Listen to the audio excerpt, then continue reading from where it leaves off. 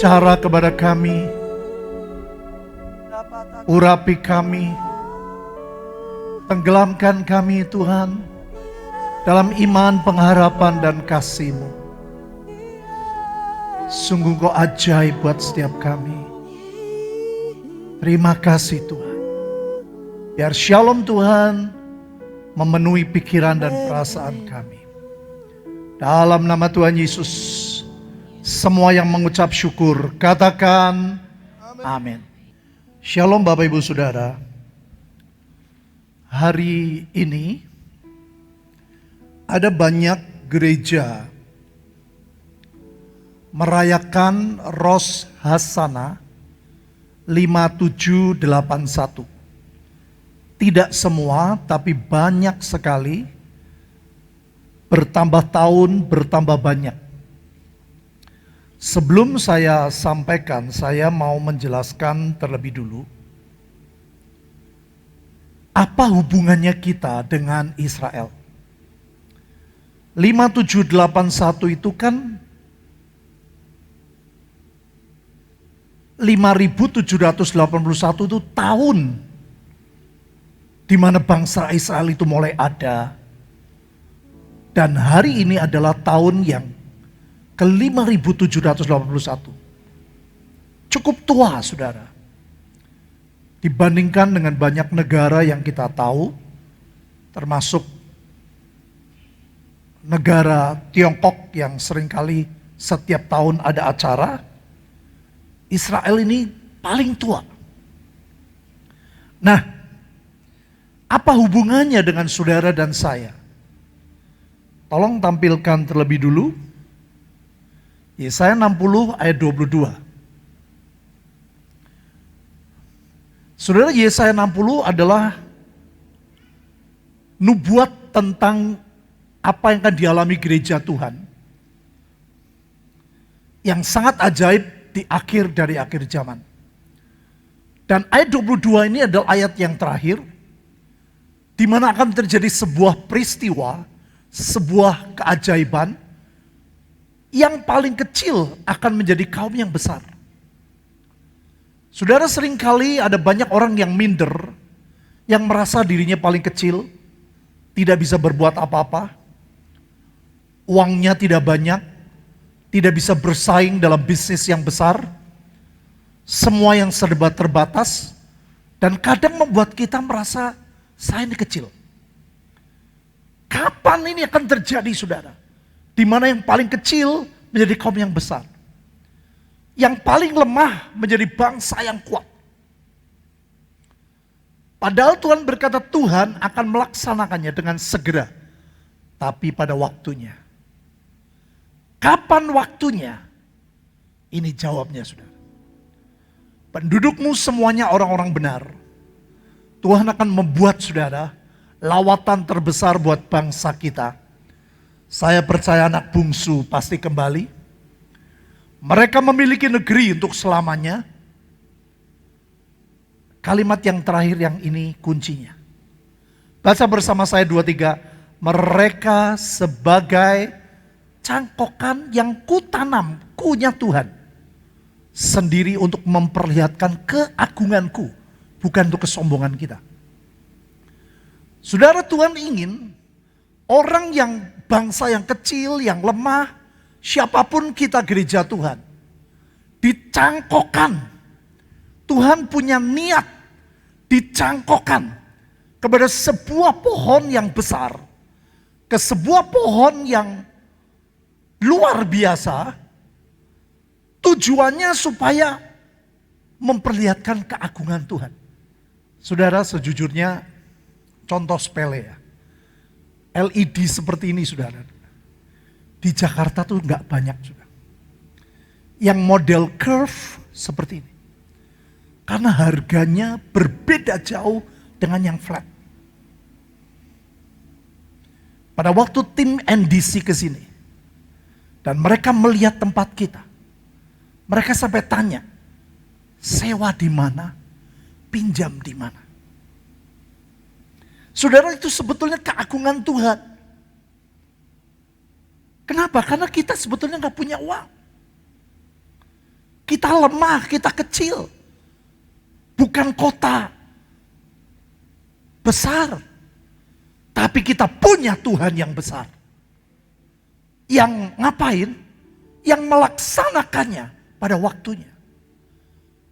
Kenapa? Karena saudara dan saya dicangkokkan. Kemana? Tolong gambar pohonnya ditampilkan.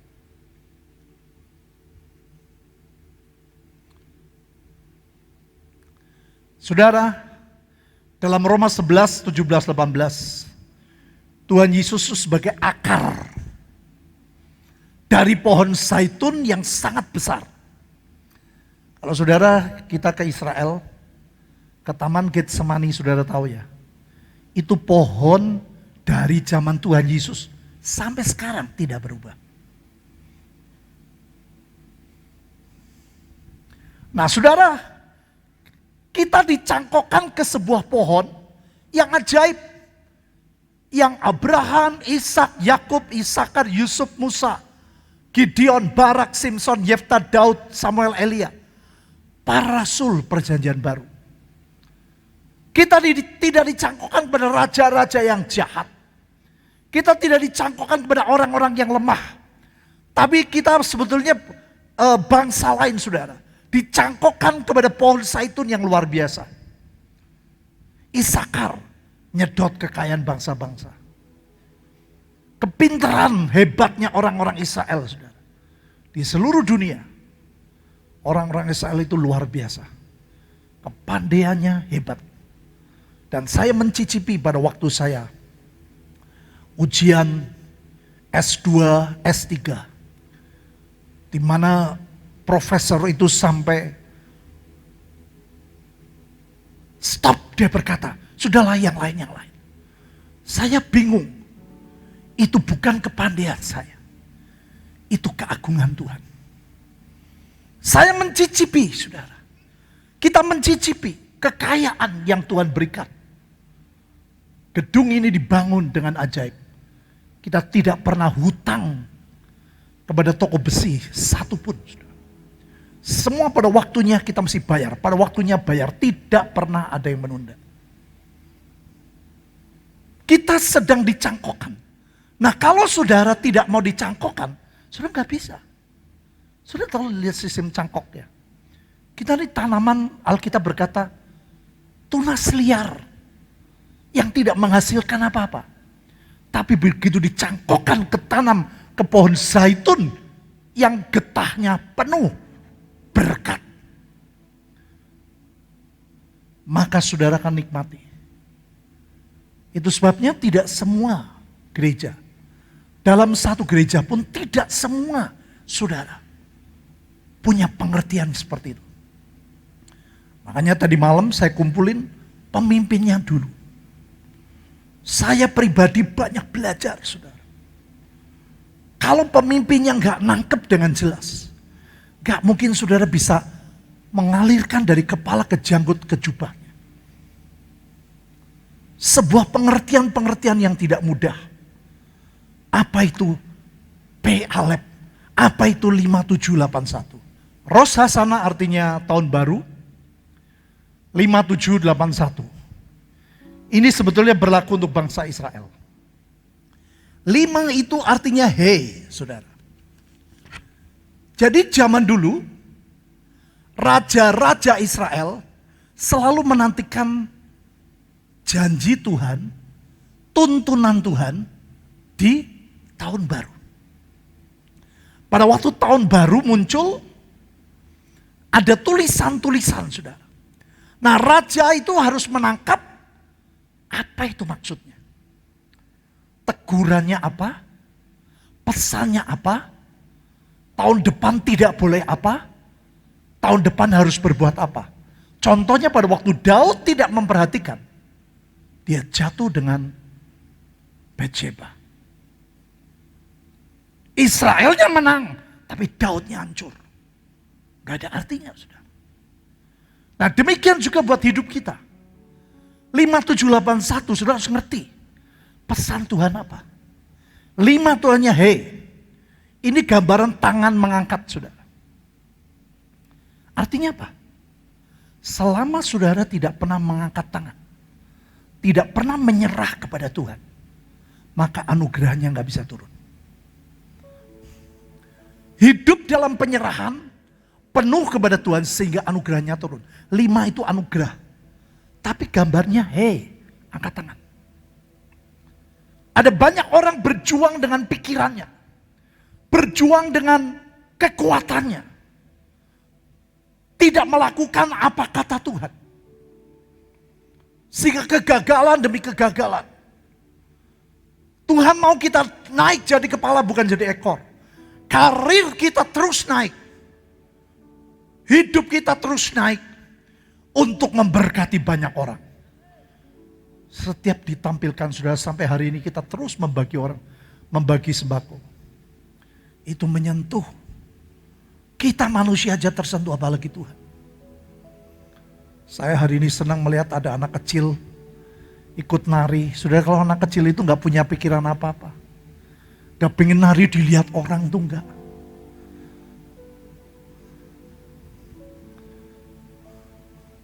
Saudara, Tuhan serius dengan kita.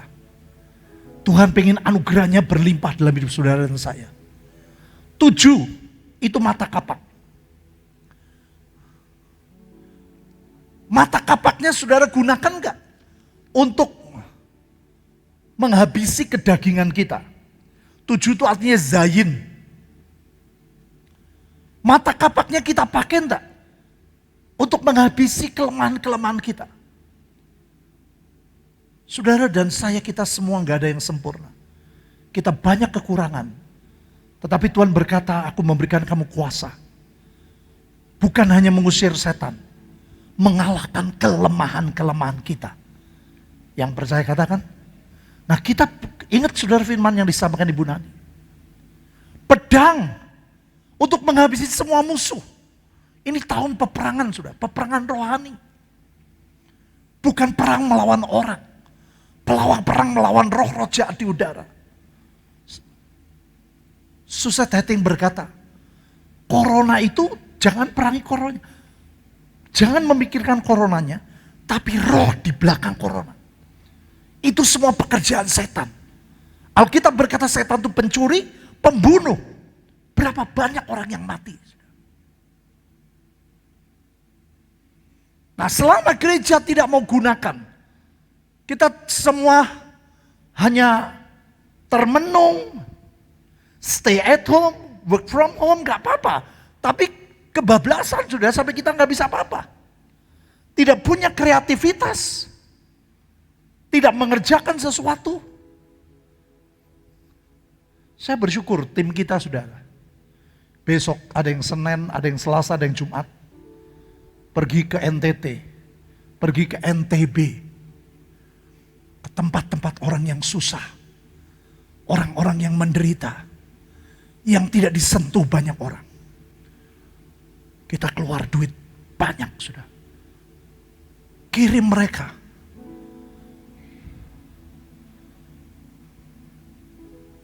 Delapan artinya P. Digambarkan seperti mulut. Nah, saudara, mulut saudara dipakai untuk apa? Untuk berkata negatif, ngomel, marah, ngedumel, ngomongin orang, gosip, atau dipakai untuk memperkatakan firman, deklarasi, membuat yang tidak ada menjadi ada, yang tidak mungkin menjadi mungkin. Itu dari P, saudara. Yang paling menarik adalah 1.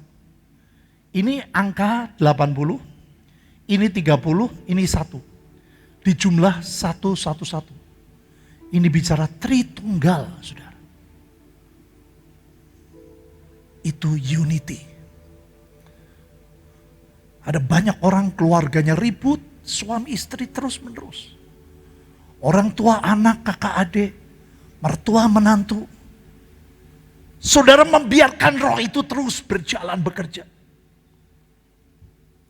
Padahal Tuhan berkata, aku nomor 1. Kalau saudara tahu Tuhan nomor 1, kita rela. meminta maaf, rela memaafkan. Saya senang sekali saudara, apa yang anak saya sampaikan minggu lalu. Di YWAM itu dari dulu, tahun 83 saya sudah mau sekolah saudara, di YWAM, Hawaii. DP sudah bayar. Tapi pelayanan saya terlalu banyak, sulit sekali. Dan ajaib saudara, saya nggak pernah mikir anak saya menggantikan saya. Ada masalah, ada jengkel. Bukan dibereskan. Tidak selalu saudara harus minta maaf. Saya minta maaf, saya maafin enggak saudara. Saya ingat ada hamba Tuhan dulu berkata, yang masalah gede dikecilin. Yang masalah kecil dihilangin. Jadi jangan dipermasalahkan. Betul-betul dilupakan. Bukan dilupakan sebentar, diingat untuk waktu yang akan datang. Saudara, ini Tuhan sudah pesan loh, Tritunggal. Nah kalau kita tidak mau menyerah, tidak mau menghabisi kekurangan kita, tidak mau berperang melawan roh jahat, tidak mau deklarasi firman, tidak mau unity, saudara, maka tahun P Alef itu tidak bermanfaat apa-apa. Tetapi pada saat sudah memperbarui perjanjian Tuhan, aku mau. Tuhan ampuni kelemahanku. Ampuni, ampuni, ampuni. Saudara yang paling kecil akan menjadi bangsa yang besar. Engkau yang lemah akan menjadi bangsa yang kuat. Yang bisa katakan, terjadi sesuatu yang ajaib. Next.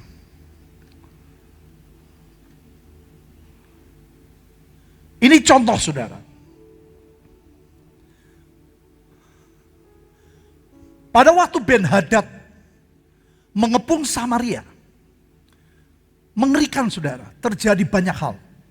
Kelaparan, krisis kasih, krisis sosial,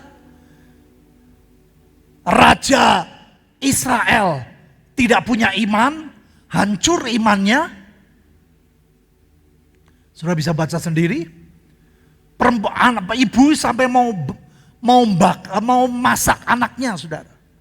Ini betul-betul mengerikan. Kalau Raja Ben-Hadad mengepung Samaria. Sebetulnya sekarang sedang terjadi, saudara. Raja Ben-Hadad, Raja Aram. Aram itu musuh Israel. Sekarang musuh kita, setan, kuasa jahat sedang mengepung dunia. Di mana-mana corona. Mengerikan sekali. Maka terjadi saudara, ekonomi kena pengaruh. Sosial kena pengaruh. Kasih pengaruh. Sudah kemarin lihat. Ada orang yang bunuh sampai gergaji, saya nggak bisa bayangin. Itu setan tuh penuh menguasai. Mutilasi. Ini kejadian saudara, dunia itu seperti ini.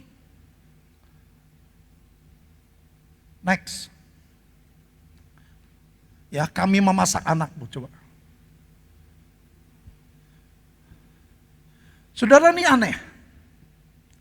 Raja Israel mendengar perkataannya seolah-olah dia mau puasa.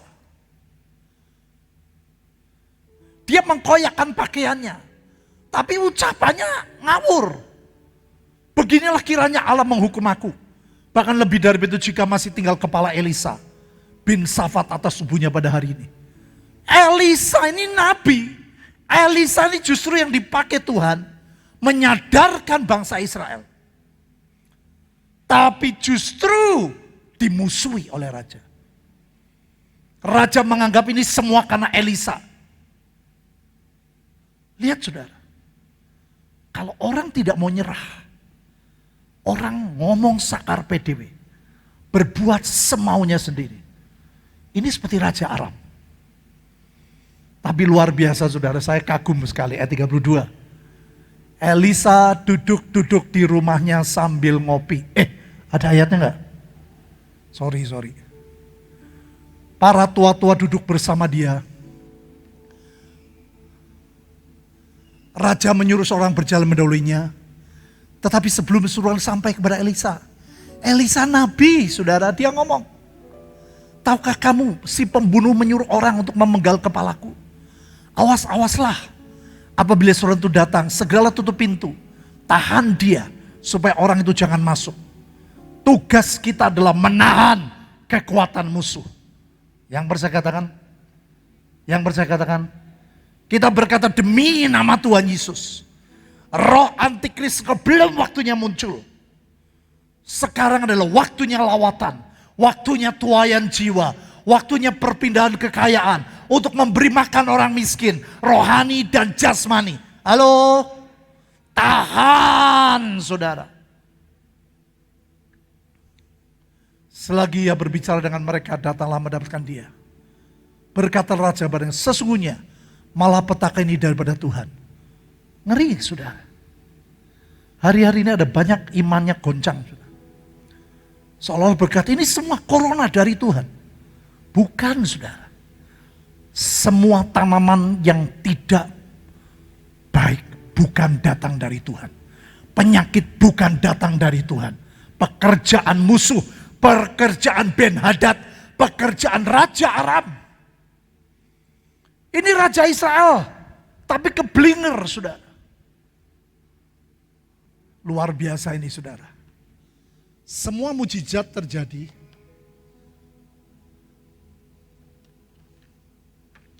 dimulai dari deklarasi. Mujizat terjadi dari deklarasi. Lalu apa Bapak Ibu? Berkatalah Elisa. Keadaan yang sangat buruk. Keadaan yang sangat parah. Keadaan yang sangat hancur. Elisa muncul dengan perkataan berbeda. Dengarlah firman Tuhan. Beginilah firman Tuhan.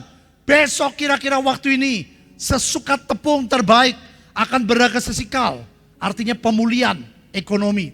Dan 2 sikat jelai berharga sesikal di pintu gerbang Samaria. Ini kayak orang gila saudara. Di tengah kekacauan. Di tengah resesi ekonomi, di tengah resesi sosial, di tengah resesi kasih, berani ngomong seperti ini. Ini angka 8 tadi P. Sudah. Kalau gereja Tuhan begini semua, corona cepat meninggalkan Indonesia. Halo? Kita tanya, iya corona, iya corona. Kita membiarkan dia kerja. Saya waktu sakit 1 hari di rumah sakit. Saya tahu pekerjaan setan. Saya nggak bisa deklarasi saudara. Mas saya sakitnya luar biasa. Saya pilih pulang. Besok Bu Linda langsung bilang, ayo sayang. Dia bilang sama saya, manggil sayang. Ayo yang, deklarasi. Saya ngucap sedikit. Aduh. Lemes. Besoknya ayo deklarasi. Sampai saya ngomong. Mazmur 91. Sampai saya ngucap Yesaya 60. Dan saya bangkit. Mengalami kemenangan. Halo? Saudara saya sampai gak bisa jalan. 5 hari saya gak makan. Diinfus saudara. Karena mahnya parah. Tapi Bu Linda, ayo deklarasi. Ayo deklarasi. Dengan saya mengucap, saya mengalami kebangkitan. Kalau Elisa tidak berani deklarasi, habis saudara Israel. Dan yang luar biasa ya, Elisa ngomong, nanti tahun depan akan dipulihkan ekonomi. Tidak. Ngomongnya kapan Bapak, Saudara? Besok. Ayo bilang besok. Virus corona segera dibakar habis oleh api Tuhan. Sehingga ekonomi Indonesia dipulihkan. Indonesia diberkati. Kalau orang Kristen ngomongnya kayak gitu semua, Tuhan gak tahan. Itu tahun P itu kayak gitu. Jangan, Ya, iya ya, waduh itu kena, sini kena. Elisa kalau tidak deklarasi, Elisa tidak deklarasi untuk diri sendiri, melainkan untuk sebuah bangsa. Perhatiin saudara, ada orang yang levelnya perwira, yang menjadi ajudan raja, menjawab abdi Allah. Makanya ada orang yang kelompoknya kemana? Kelompoknya ke raja atau kelompoknya ke abdi Allah. Ini omongannya negatif, katanya. Sekalipun Tuhan membuat tingkap-tingkap di langit, masakan hal itu mungkin terjadi? Jawab abdi Allah, sesungguhnya engkau akan melihatnya dengan matamu sendiri, tapi engkau tidak akan makan apa-apa daripadanya. Ngeri, sudah. Kalau hidup kita tidak punya iman, saudara akan habis hidup. Kita nanti lihat akhir hidup seorang perwira raja yang tidak percaya. Saudara, memang omongannya ekstrim banget. Elisa ngomongnya enggak, tahun depan. Waktu itu krisis ekonomi toh. Kotoran merpati aja mahal banget. Jadi omongannya Elisa ini sangat tidak masuk akal. Yang namanya Tuhan memang tidak masuk akal. Karena Tuhan melampaui akal. Saya selalu tidak pernah berkata Tuhan tidak masuk akal. Melampaui akal. Makanya hari-hari ini saudara, di tahun P ini Tuhan berkata, ayo deklarasi. Ayo ucapkan yang positif untuk bangsamu, untuk kotamu. Kalau semua orang Kristen seperti ini, corona tidak bertahan di Indonesia.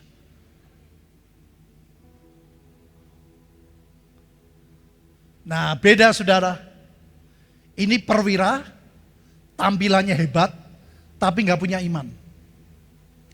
Ada 4 orang kusta yang mau mereteli jari-jarinya, saudara. Tapi luar biasa. 4 orang kusta di depan pintu gerbang. Berkatalah yang seorang pada yang lain, mengapakah kita duduk di sini sampai mati? Saudara, engkau terus kalau di rumah, stay at home. Kau tidak pernah berbuat apa-apa. Setan melemahkan semuanya. Alkitab berkata di dalam Tuhan kita tuh bergerak. Halo? Amin. Waktu dokter berkata, Pak Petrus Hadi, tinggal saja di rumah sakit 1 minggu. Bapak tes swab hari ini, nanti seminggu, kira-kira seminggu bakal ketahuan. Saya bilang pasti seminggu? Ya enggak pasti. Karena kita akan kirim ke Jogja dan sebagainya. Terus saya di sini ngapain? Ya Bapak tidur saja sambil menunggu Bapak ini positif atau negatif. Saya disuruh duduk-duduk sampai mati. Saya bilang sama dokternya, ada cara lain enggak? Ada. Ambil darah 2 jam, darahnya diputer apa saya nggak tahu saudara. Itu ketahuan negatif atau tidak. Saya bilang, saya pilih itu. Yang ini 2.600.000. Yang swab, itu murah saudara. Cuman berapa saya lupa. Saya pilih ini. Saya nggak mau duduk diam sampai mati. Saya bilang, saya pilih. 11:30 diambil. 2 jam kemudian, saya tanya, Pak, negatif. Ya sudah, saya mau pulang. Jam 5:30 sore, pihak rumah sakit mengambil darah saya kedua kali. Sudah. Mereka tidak percaya. 5:30 diambil lagi. 2 jam kemudian, saya tanya. Kalau saya positif, saya mikir, saya mungkin mau tinggal. Negatif Pak, saya pulang. Saya pilih di rumah, saya pilih perkataan firman, saya pilih hidup dengan keluarga, saya pilih jadi berkat, saya pilih keliling kota, saya pilih menjadi kekuatan buat banyak orang. Saya nggak mau 1 minggu di rumah sakit. Saudara, pilihan itu di tangan kita. Saya tahu persis apa yang saya harus lakukan. Waktu saya sakit Hari pertama saya nggak mau deket siapapun. Keluar kamar pun saya nggak berani. Tapi tahu saya sehat. Oh, hasil darah dokter. Rumah sakit, memang rumah sakitnya tidak sehebat di Singapura, RSK. Tapi 2 kali rapid test, itu sudah bukan ngawur.